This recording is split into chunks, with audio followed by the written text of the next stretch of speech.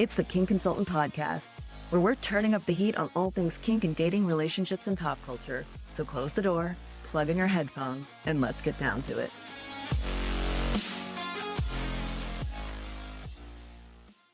Hello, everybody, and welcome to this week's episode of the Kink Consultant. I am here with, I'm going to call you Mistress Verna for old time's sake, a very good old friend. We were former colleagues at the dungeon, and she was probably my closest friend there. And we became friends, later roommates in real life being outside of the dungeon. And we are friends to this day. Welcome, Verna. Thank you. Thank you for having me. We're here to talk about the dungeon days because there's no one else I would rather rehash this with than you. It's not just for the episode. We still have these conversations. What is it, 12 years on now? Since we both worked there? I stayed longer. It was such a formulative time. Not only formulative it was like my 20s. I was there for like 8 years. You were there for 8 years? Yeah. Well, yeah. I was ancient in dungeon terms. No, but like, okay, so there was a weird thing about the dungeon where you were either there for a month, 6 months, 5 years, or life.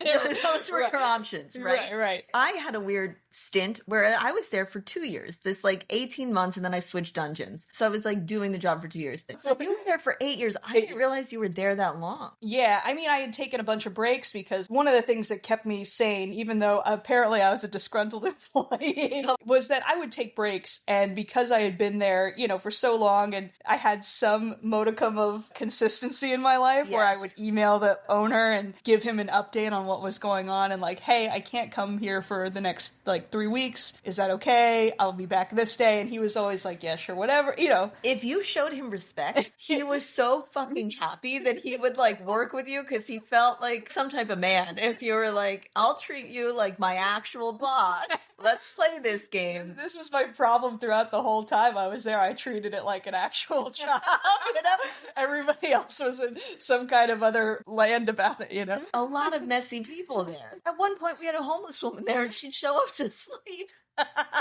She wouldn't work. I don't remember that, but that's right.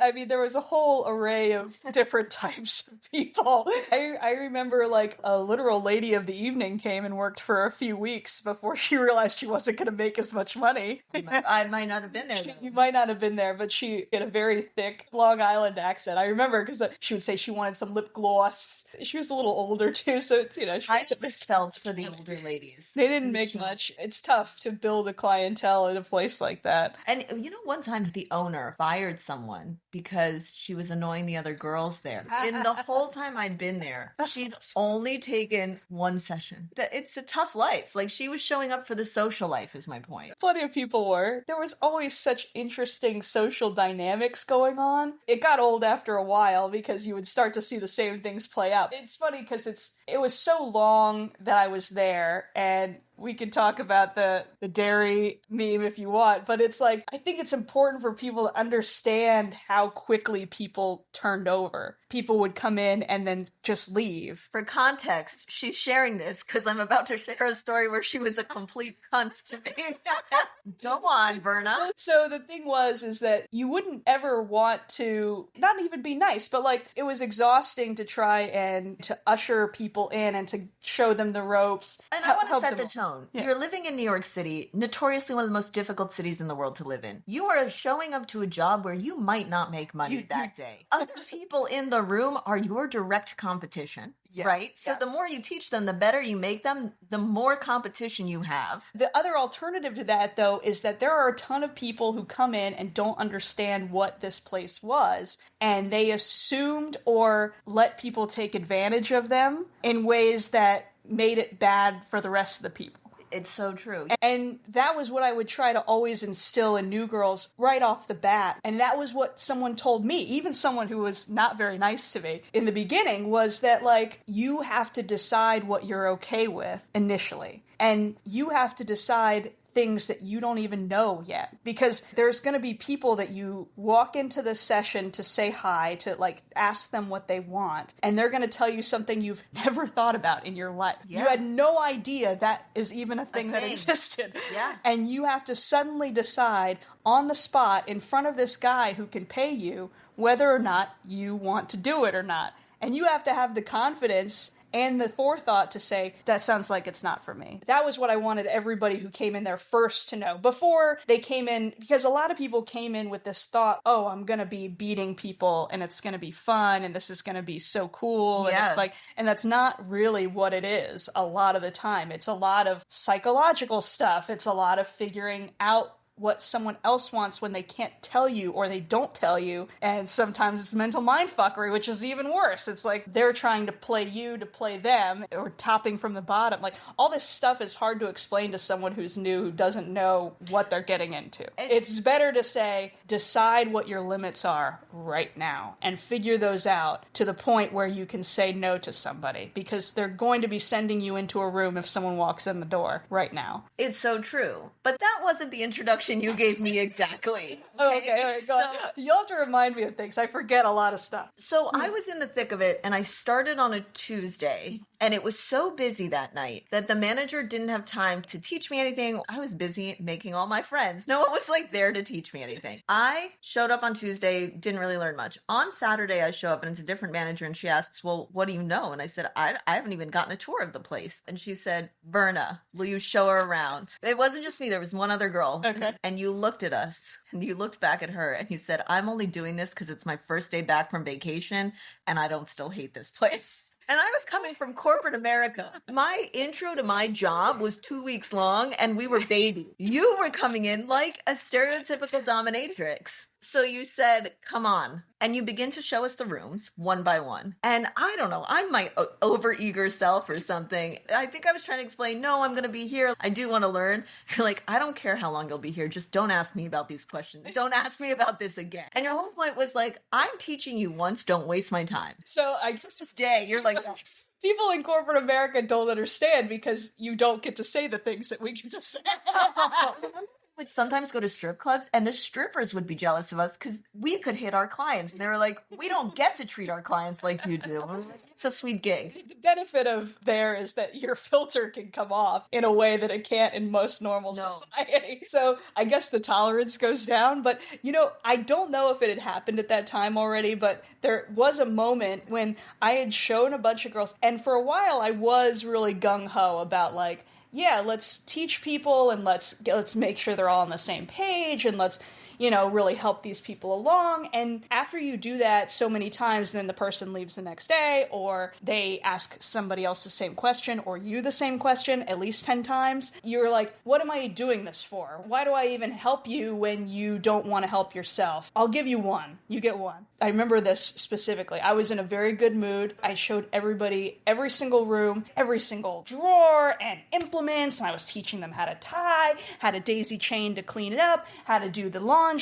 By the way, that's the tour I got. You were a little disgruntled, but you still gave that. It might have been this one, but I remember that a week later, one of the girls wrote an article about the place and specifically used my tour as fodder for the article, talking about stuff that I had talked about, which there were some legality things that you have to navigate in the real world versus the dungeon world. She blew all those out of the water just without any kind of forethought of how it damages the girls and managers who work there. So I remember after that, it was like, well, fuck you then. You don't want to put these people that have been with you for years in jeopardy for someone who just walked in. You don't know what they're going to do. You don't know how they're going to deal with this. And you don't know whether or not... where that information is going. Where that's going, totally. So yeah, it can be a weirdly secretive and harsh place to be.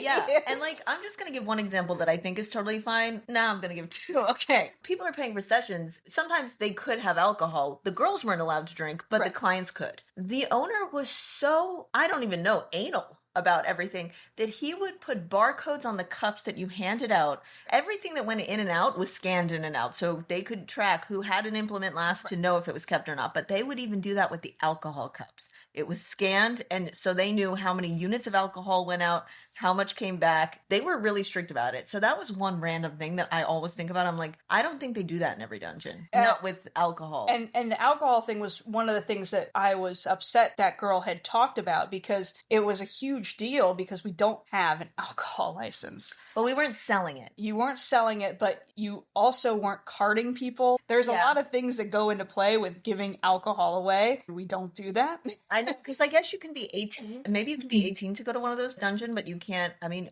we hired people as young as 18. That's the other side of dealing with the girls who came in, is that like some of them were babies. Yeah. Who, I was pretty young. I was like 21, I think, when I started working there too. So it's like, yeah, I was 24 and I felt like such an adult. I celebrated my 25th birthday at the dungeon. They ordered in a cake for me. You know? Because there was a camaraderie thing with all the girls. For sure. You make it sound like it's all bad, like it was mean, but it's like once you were there for enough time to prove that you weren't a complete flake or going to cause any kind of problem. As long as you treated the job seriously, and I did treat the job seriously. I did get in an argument with someone, which is probably a story for another time, but even then, I had been there long enough. It was one of the most senior girls I got in an argument with. No one took her side. And that was rare. Like, usually if you fought with one of the, like, senior people, you were dead to everyone. It was one of those situations where people got a little, like, apolitical on it. They were like, it's a complex issue, you know?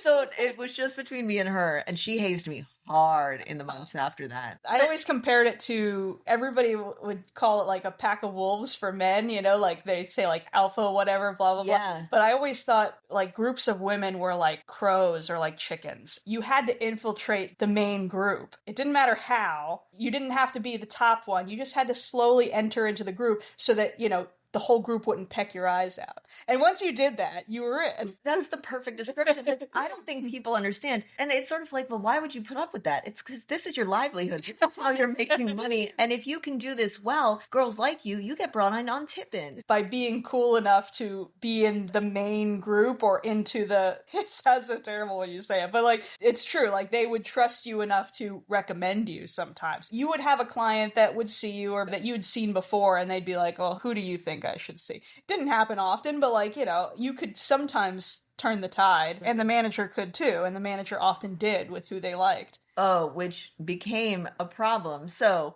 we would all be friends, right? But the one mistake you could make, and the one thing that would get every girl against you, and you didn't last long if you did this, is if you got in with a manager and gave her a kickback for making sure you got the session. Oh, I didn't know this happened. I worked late shift weeknights with a specific manager who tried to do this with me. Luckily for myself, I am so greedy. I was like, I am not giving you anything. I will go on my own looks and charisma. I can see that But too. yeah, and I remember those rumors coming out now that you say it. I never had a problem with that manager. But you know what? It's like, sometimes when you come before them too, they don't play those games with you. Yeah, and I don't remember, but girls didn't last long after they played this game. It sounds like a horrible system, but it worked because it worked. It was the natural order that developed because that's how we all survived there. The actual game of the place was the rules that you ended up following, even though no one actually made them. Well, there was a rule book. I talked about this in like one of my earliest episodes. This book that was like, please be showered and clean, have your nails done. Yeah. And it's like, men loved when you were none of those things. Oh. They wanted to lick your hairy armpit, you know? My one client who like teased for months that he wanted to buy my dress, my smelly dress, and I wore that thing. I would like put it on to work out, and I would do push-ups and like sit-ups in this dress. It smelled horrible. It was in my locker for months, and I finally was like, Joe, you gotta buy this thing, you know, and I gave him a price. I'd been working on this for months, and I actually like this dress too. I gave him a price, and he was like, nah. I was so mad. I washed that thing that day. I told him I'm never doing anything for you again. What I would have done is I would have tied him up and put it over his fucking face. He would have loved it too much. No way. Yeah. I know, you can't reward them with the thing they want, but I often find that the thing they fantasize and say they want the most is not the thing they want at all. And then the thing that they don't want that goes too far, borderline their safe word item, they come back the next week and 2 weeks and they're like, I've been masturbating about that every day. And that's how you learn to push the limit with people. Yeah, you know? yeah. I had one client that came in. I don't think I ever saw him again. It was one time he wanted role play. Like, he was kind of vague about what he wanted. I don't know what I heard in my head, but I thought he said, I don't even remember the word. I had imagined that he meant like a whole role play on like a plantation and like a Southern belle or something. And I did this whole role play of being like this weird Southern belle on this plantation. We ended the session and he's like, I don't know why you did that, but that was like one of the greatest things. I was like, you told me to. You don't remember that? He was like, no, I didn't say that. You know, like it ends up working. Yeah, I mean, they're just so excited. Okay, did you have any moves that you would use during the meet? And just as a background, a client would come in and they might say, I want a 5'5" brunette with brown eyes. That would be me. And like the manager would go pick all of those people. Or they might say, I want to meet everyone. And that happened a lot because they just wanted to talk to a bunch of pretty ladies. Totally. So you were competing against everyone who was working that day often. Did you have any moves or things that you knew could get the client? Yeah, 100%. The good thing about working at the dungeon for so long is you, became really good at reading people. Like within like good. 30 seconds, you can really get a hint of like, this is a good session for me, or this guy's going to be so annoying. You feel the energy. You know, they would say words sometimes and you knew how to interpret the words that were clearly meaning something else that they just didn't want to say. The term sensual domination was always like a big red flag that when I need a sensual dom, it's like, oh God. Hated when they said sensual dom. Whatever they think it means, I don't even know. But I know what they want. No, and we're not talking anything sexual. It's sad. They want comfort and adoration. They want a girlfriend. Like, they want the girlfriend experience. Yes. They're not actually there to do any kind of BDSM, really anything, unless it's so light that you're like, just go on a date, my guy. I know, we're like stage actors in a sitcom or something. We like turn our nose up at it like, I need this money, but not that bad. You got really good at telling like what you wanted. And so if I determined this was going to be a good session for me, I really liked a lot of the like beating sessions. I really liked wrestling sessions. Stuff like that was like more physical stuff was really for me. And if I got the hint that this would be something, I would definitely light up when they said it. You know, like they'd be like, oh, I'm really into, wrestling. I love wrestling. What kind of wrestling do you like to do? You know, it would be like your voice would change, your eyes would light up. You'd get that like, sudden turn in. The outfit I would wear, I'd always wear this wrap dress. I know. My gigantic pump heels, that were velvet. The light up, and then you'd be like, this sounds like it'd be really fun. They want to hear that you're enjoying it too. You're going to enjoy it too. I'd be like, well, it's so great to meet you. And, I'd give them a nice little handshake, make sure and linger a little bit. And I'd turn and I'd walk to the door. I'd do a nice, like, slow saunter. Like, I'd grab the doorknob and I'd turn and look over my shoulder and I'd give them a big smile. Maybe like a slow blink or like something. And then there's a slow turn. And the turn over the shoulder, I would know almost 100% if I got it or not. By the look. I would be like, if he was still, like, really engaged at that point, I was like, I got that session. I know exactly what you mean. I tried to never be first because the first girl in was nice. She would come out and say, here's what he wants. So you could prepare. So I always wanted to be second. I wanted to be prepared. I had something similar. I wouldn't do the over the shoulder look.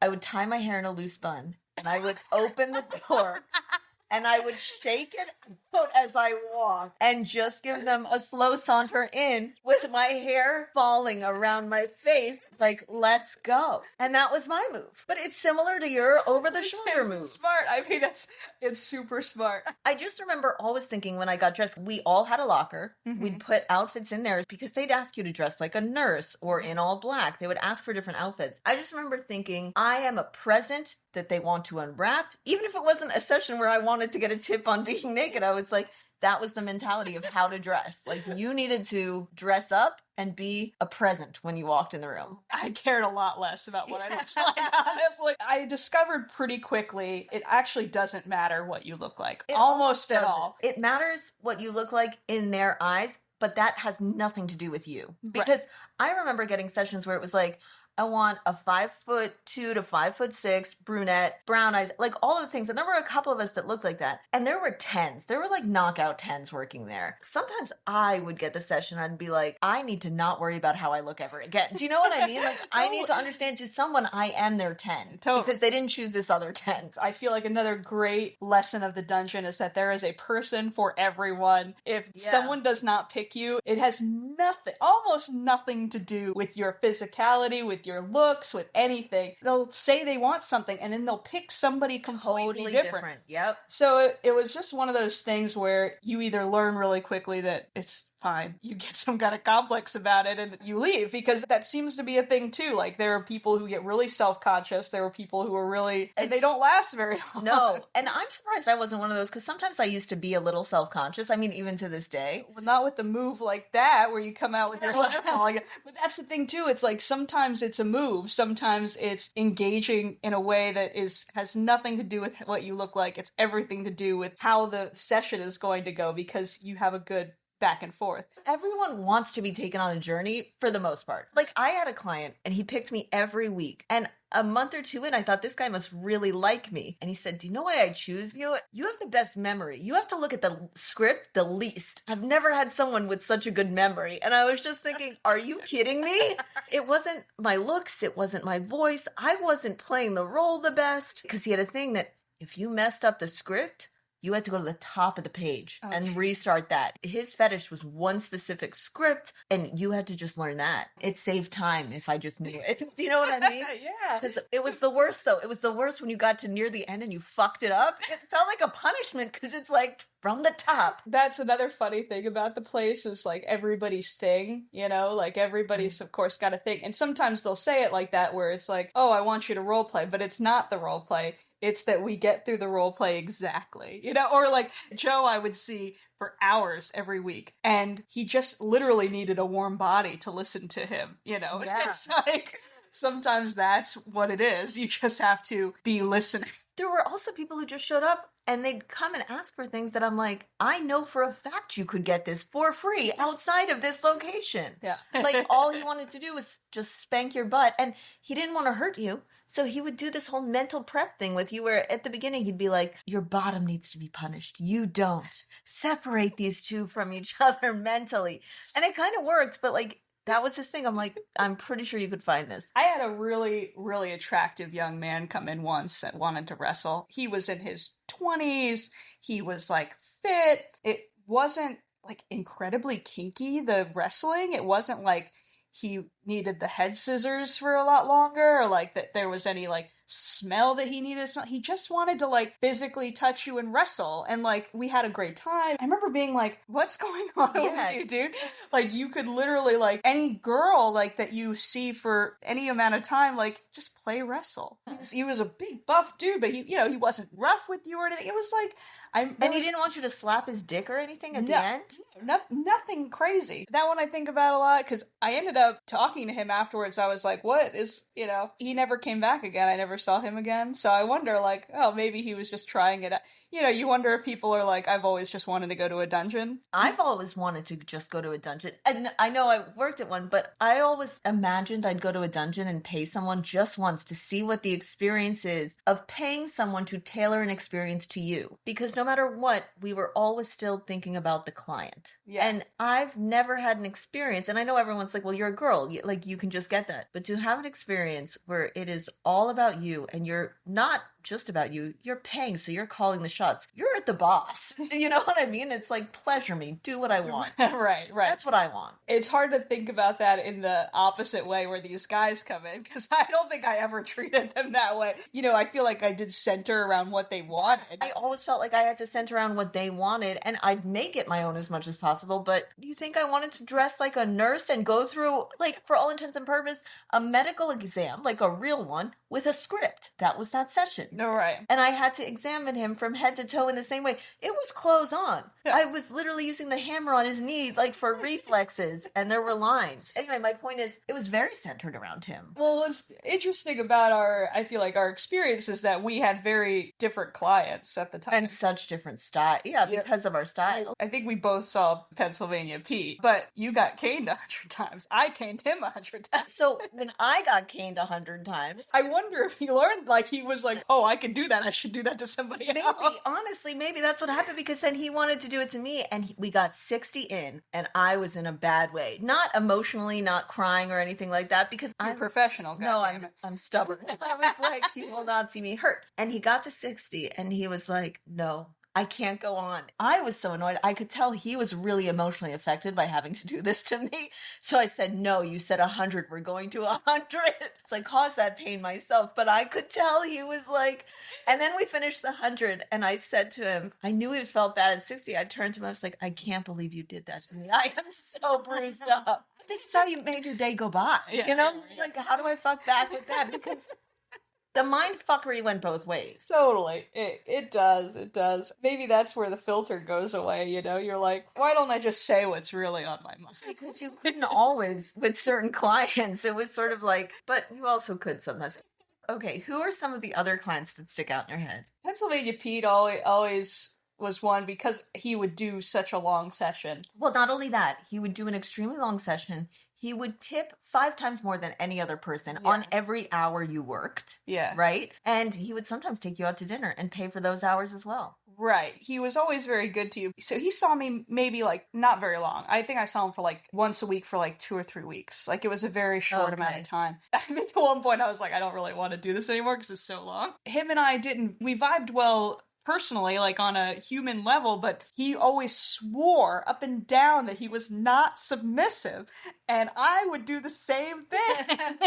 So it's like, you know, it's a rock and a hard place. What are we going to do for 6 hours? It was definitely a switch. Everybody knew that except for him. The stories that they used to tell, they used to come in and live out their fantasy and pretend they had these like big important jobs. I'm pretty sure it was his wife's money he was paying with. Really? I didn't know that. I don't think it was his money at all. I think he married someone wealthy and that's why he would come into the city for the day. And you know, it's always hard with clients because they tell you one thing and you find out that they told somebody else something completely different, and then you start to wonder like how many of these people are actually telling me the truth. You already know that it's built on a lie. Like you already know their name isn't the name that they're giving you. Yep. You already know that it's weird because it's all based on shaky evidence initially. I remember someone said that he was like a high-ranking military official or something, and that's where he got his money. Someone was like, well, he has like bad teeth or something. Nothing felt real there. And not even just with the clients. In the management side of things, like everything was very secretive. Oh, we never knew what the owner did. We never knew what he did. We didn't know if it was like, honestly, I'd heard multiple times that this was like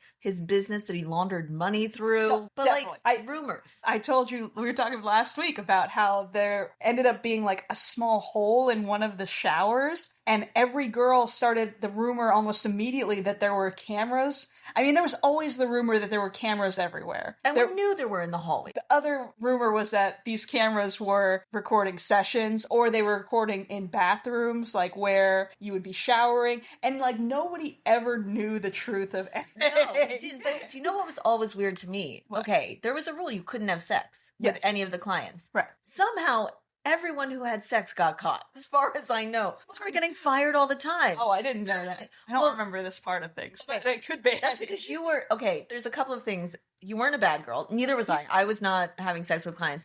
But also, you were not there to get the gossip. I would show up, and my job was to get gossip, in my opinion. You're right. I did not want any information. Yeah, it was very much like, keep my name out your mouth. I'm here to sit here and watch TV, because we had Netflix. Right, we had Netflix, and I would bring my computer and try to work my other job, you know, so it was like I was trying to double dip. No, I mean, what else were you going to do? We had one girl getting her real estate license, another doing her master's. Like, there was a lot of people who came out with doctorates at the end. Yeah, there were so many people in postgraduate studies. Totally. It's a great place to study, honestly. But I would go in and get all the gossip, so I knew who got in trouble that week. Like, it was in so many ways my perfect job. Because everyone just wanted, for us non-industrial people, there was a lot of time to just talk shit. But my thing was like, how did he know they were having sex? That's a great point. And then one day, one of the managers, there was a new girl there, and everyone was wary of her, and she came in, and once you talked to your client and found out exactly what they wanted, you'd go get the implements that they asked for, you'd go like set up your session, and the manager would scan everything out. It was actually a very in-depth process. The fact that it worked so efficiently was pretty impressive. But she asked for condoms, and the manager looked at her and said, why would you need condoms? You haven't asked for a single dildo. It's like, Oh, that's probably how they figure out who's having sex in the sessions. And probably the reason the manager said that to her was because she was new, and it was like, we can't have new girls being this dumb.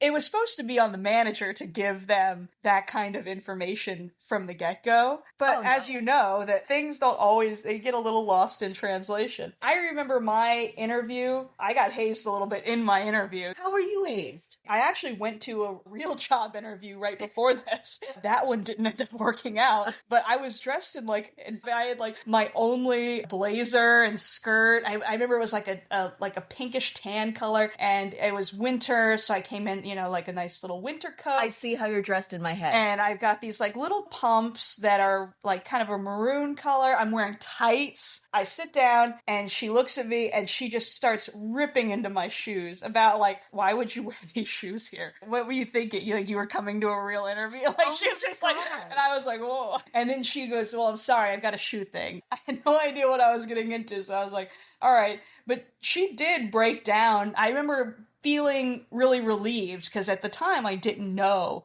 if sex was on the table or not. I didn't know if these were things that they did here or not. And I remember after that interview, I felt like, oh, this is something I could do because like sex is off the table. She broke it down where I felt at least safe there. You are interviewing in the manager's office, so you see this gigantic screen that has cameras everywhere that you were, all the elevator rooms, all the hallways. From the moment you buzzed the door of the building, you were on camera. Totally. It felt like a good system. Like they had really thought of everything, at the time in my naivete, you're like, oh yeah, they actually run a tight ship here. It was by far the best part of working there was the women that you'd work with, but they were insane. Being in New York, too, I think is its own. Maybe this is different if you go to a dungeon that's in Atlanta or a dungeon that's in California. It's not as rough in terms of, like, the girls, we'll say hazing, but I'll call it protection. Yeah, no, that is true. Once the cops start showing up, it's a different story. You feel different. But I didn't go through any of the early raids. You had to go through raids. I wasn't working there at the time, but the place got put on blast basically because one of Charlie Sheen's mistresses or something became famous when he lost his mind. And she said, I got my start at this NYC dungeon. And you would think no one would pay attention to that, but the cops did. Yeah, it definitely changes the dynamic of the whole place. Well, what happened during a raid? So, would you get a call in advance? Like, No.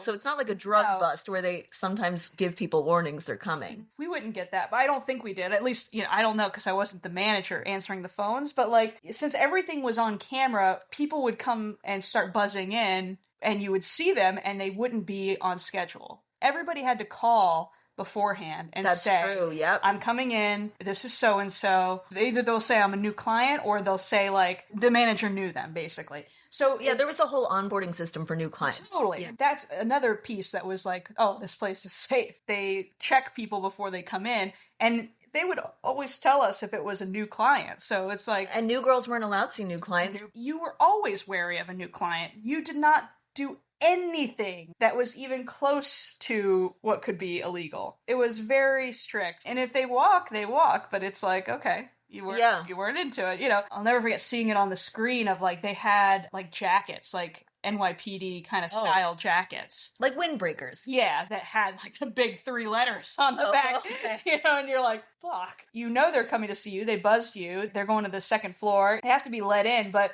I think at the time, the ones that I remember, I never had to go out so there was a back. I never had to go out that I never had to go out the back. But it got scary for everybody. The manager had to call every single room and say, lockdown, like, don't answer the door, get your clients dressed, everything. And you were locked in, by the way. It was one of those magnetic doors, and you were locked into the room. Right. Because it's what kept the cops from being able to enter unless they had a warrant. Right. So, that the owner had his side on lock, like literally, figuratively. It's a smart thing to do. And it made everybody nervous, though. It's a scary thing to not know whether or not, what even even's going on? You know, as a person who, it might be their first day, you know, and you're locked in a room. Yeah, sometimes alone or with a client, which is even worse. I've had both things happen. Mm-hmm. It was never a good thing. And it wouldn't just be that day. The fear would continue for a few weeks to a month after that, because you didn't know if it was going to happen again. You didn't know if you were going to get arrested or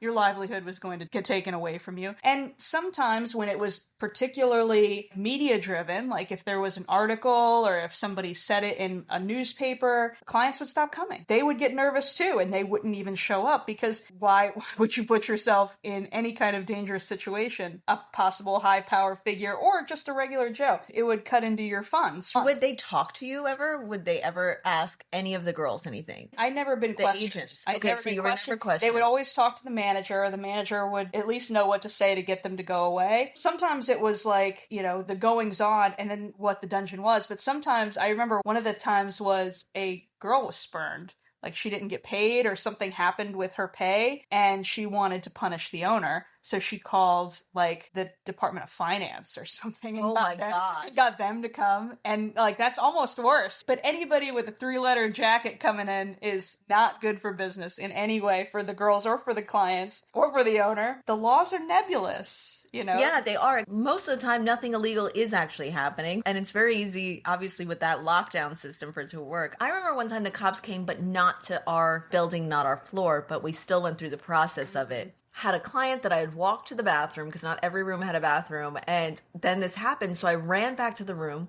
One of the other girls ran into the room with me, left her client locked in a room. And so she comes in and I'm just sitting down sort of like, I'm nervous, but I'm also like, what the fuck? I don't even know what. This girl, Rainbow, is pacing back and forth. And she's just like, oh man, this is not a good time for me to get arrested. And in this moment, I realized, oh my God, she's serious. And I look at her, I say, Rainbow, when is a good time for you to get arrested?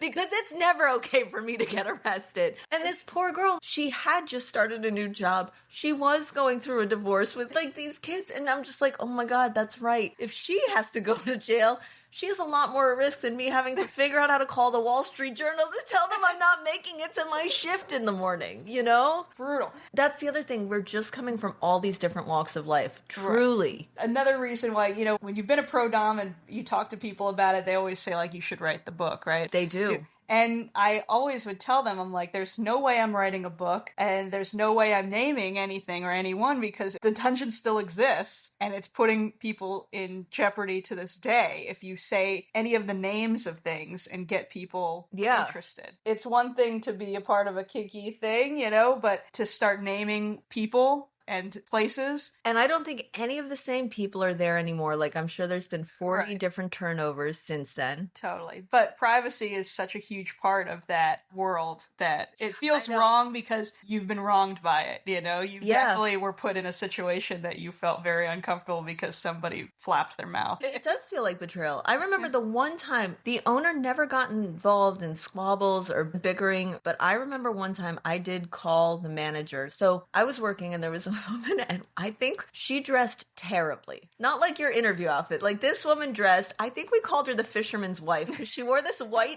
net dress to work one day, and none of us could believe it. I don't know if we called her that to her face. But anyway, I remember she was working on her laptop the whole time. She was a weirdo. She never really wanted to do anything. And then 2 days later, I was at work, and I was in the bathroom at the Wall Street Journal, at my, like, day job, and she walked in, and I went and followed her back to her desk, and she was a reporter. And I realized, holy shit, there's a reporter on my floor at the Wall Street Journal working at the dungeon. She's definitely writing a story. And I called the owner. I can't believe I even had his number. Actually, like, we did have that level of familiarity. And I said, I work at the Wall Street Journal. I do this. I'd worked there long enough that he knew I wasn't a journalist. And he fired her that day. He said, he called me back 45 minutes later and said, I fired her. She won't be back here again. 7 or 8 months later, an article came out from the New York Post. And I can't prove that she wrote it because it was a pseudonym, but someone wrote an article and I'm convinced it was her. The New York Post and Wall Street Journal have the same owner. It was a good thing about the he fired. Yeah. He did try to take care of the safety aspect of things. Like, I always thought that was the best part of working in like a place. I didn't have to advertise. I didn't have to worry about safety ever.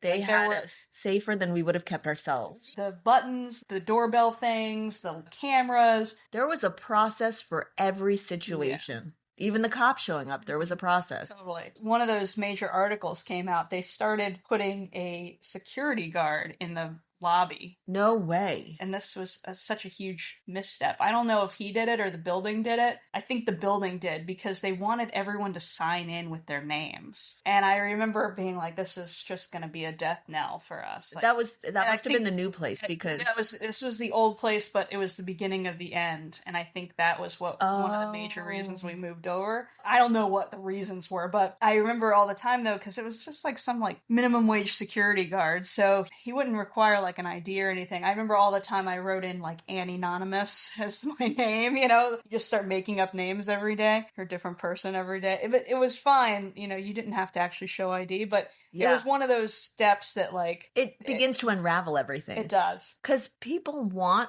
to at least feel anonymous. Yes. Even though I want to point out when a new client showed up, we did take their ID. We kept it on file, and that also kept us safe. I think they took our IDs too. Yeah. I remember it wasn't initial. After the finance thing, he started writing us in as like W-9s or something. 1099s. Yeah, because there was some legitimacy that needed to be. I know, and thank God he did, because I rented an apartment using the income from that job. And I remember the leasing agent, I don't remember what I told him I did. I said it was like a catering company or something. And they called. And when I showed up to pick up the keys to that apartment, that man knew what my job was.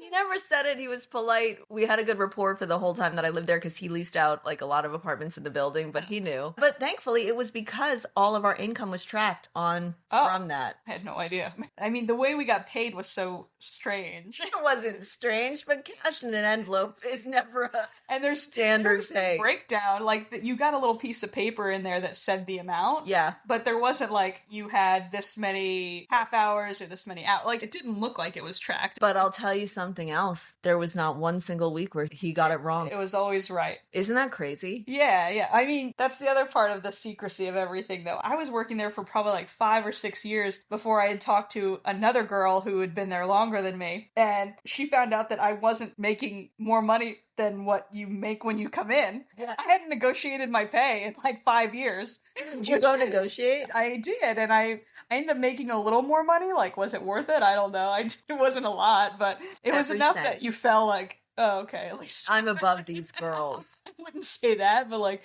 at least I've like moved up in the world. If you enjoyed this episode, don't forget to subscribe, leave a review, and share it with anyone who might find it interesting. And if you have any questions or topics you'd like me to cover in future episodes, feel free to reach out. Email info@thekinkconsultant.com. Until next time, keep on kinking on.